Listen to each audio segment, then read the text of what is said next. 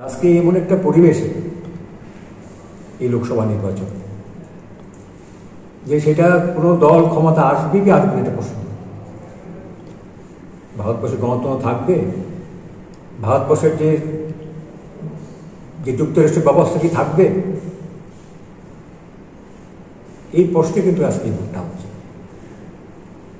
স্বাধীনতার জন্য যে সংগ্রাম হয়েছিল, সমস্ত ধর্ম বর্ণ ইডিওলজি ইত্যাদি ভেদাভেদ ভুলে যখন স্বাধীনতার জন্য সংগ্রাম করেছে, আজকে এই সংগ্রামের প্রশ্ন কিন্তু দাঁড়িয়েছে। তারপর আজকে দেখুন আমরা এই গণমঞ্চের পক্ষ থেকে আমরা বারবার গত 10 বছর বলছি যে একটা বিপজ্জনক একটা শক্তি ভারতবর্ষের রাষ্ট্র ক্ষমতায় আসছে। 18 সালে আমরা বলছিলাম যে 18 সালে একটা বিপজ্জনক শক্তি কিন্তু এই রাজ্যের ক্ষমতায় আসছে।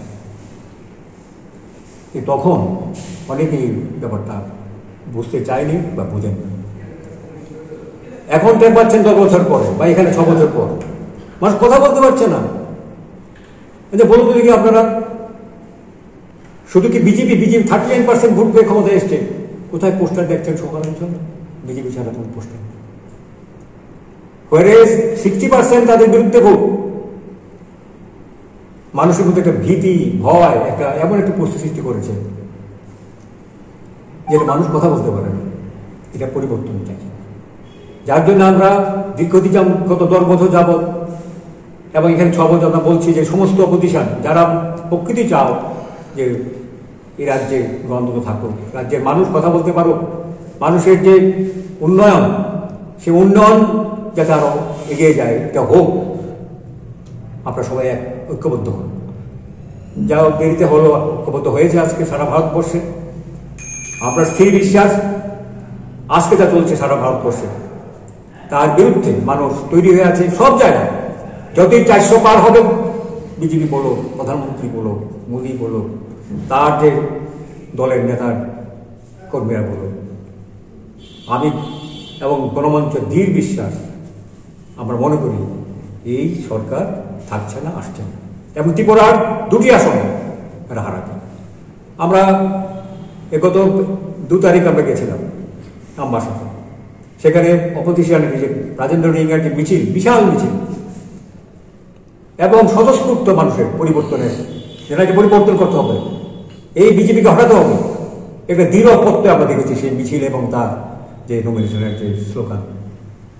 তাই আমরা বিশ্বাস করি যে এই নির্বাচন ত্রিপুরার মানুষ যেমন 2টি লোকসভা নির্বাচনে 2টি লোকসভায় এখানকার পশ্চিম কেন্দ্রে কংগ্রেসের প্রার্থী আশিস কুমার সাহাকে এবং পূর্ব আসনে সিপিআইএম প্রার্থী রাজেন্দ্র রিয়াংকে এবং রামনগর উপনির্বাচন সেখানে সিপিআইএম প্রার্থী রতন দাসকে বিপুল ভোট জয় করবেন আমাদের বিশ্বাস আছে। কিন্তু আমরা যে বিষয়টা নিয়ে গণমঞ্চ জন্মলগ্ন থেকে আমরা 2008 সালে আমাদের পার্টি জন্ম হয় রাজ্যে, আমরা সমস্ত নির্বাচনে বক্তব্য রেখেছি। গত বিধানসভা নির্বাচনে আমরা মনোবল কেন্দ্রে আমরা প্রার্থী দিয়েছি, এর আগে বিভিন্ন সময়ে আমরা বিভিন্ন প্রার্থী দিয়েছি, আমাদের বক্তব্য বলার চেষ্টা করছি। আমরা যেই জিনিসটা আমরা মানুষের কাছে পৌঁছে দিতে চাই যে এই যে সোশ্যাল জাস্টিস, সামাজিক যে বৈষম্য, সামাজিক যে বৈষম্য অভিযান, সেগুলির পরিবর্তন।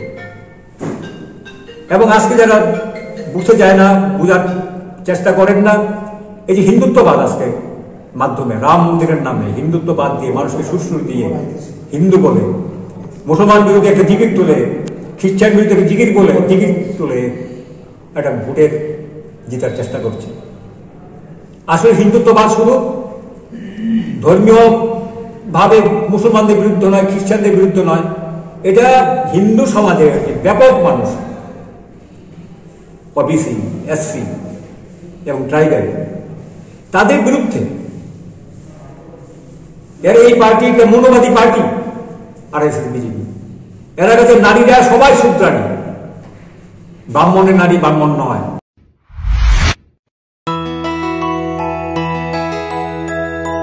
স্বাদে ভরা ঘিয়ের সুবাস লংতরায়, কি ভালো খেতে।